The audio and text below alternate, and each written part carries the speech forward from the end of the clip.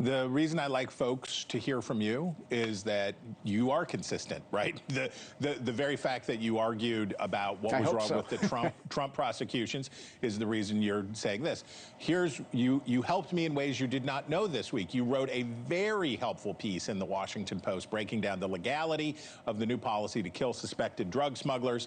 I pay close attention to these things that you write for all of those reasons, but I want to read to you. Here's what you wrote about the drug boats. These attacks risk crossing the line between crime fighting and war. The Trump administration is right that illicit drugs are inflicting more harm on the United States than most armed conflicts have, but the U.S. cannot wage war against any source of harm to Americans.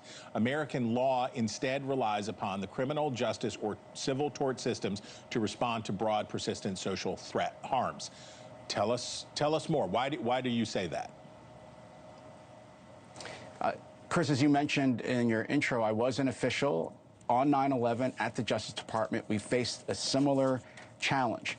Should we consider foreign terrorist attacks to be an act of war or crime? It's important that we maintain that distinction. You can't use the military, which is authorized to use force and doesn't use trials. We can't use that to solve every social problem. Crime, generalized crime, harms more Americans than foreign attacks. Drug use harms more Americans than foreign attacks. We're losing more people now annually to fentanyl overdoses than we've lost in many American wars overall. But that doesn't mean that you can start shooting drug dealers on the street without trial.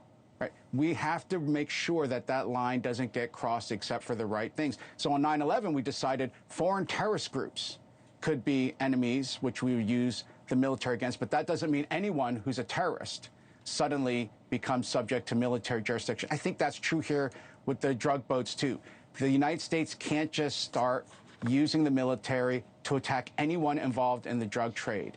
That would cross a line from crime into war where it's not justified and open up a series of consequences I don't think the American people would want.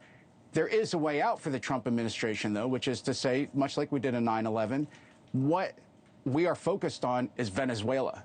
If our enemy is Venezuela and the drug cartels are part of the Venezuelan government, the Venezuelan regime, and the use of force and the military is focused only on Venezuela and its government and its elements, then I think the law would allow what we're seeing today. All right, Professor, thank you for taking us to school. You are a great resource to us. Thank you for watching. Subscribe below and download our NewsNation app right now on your phone, and you will get fact-based, unbiased news for all Americans.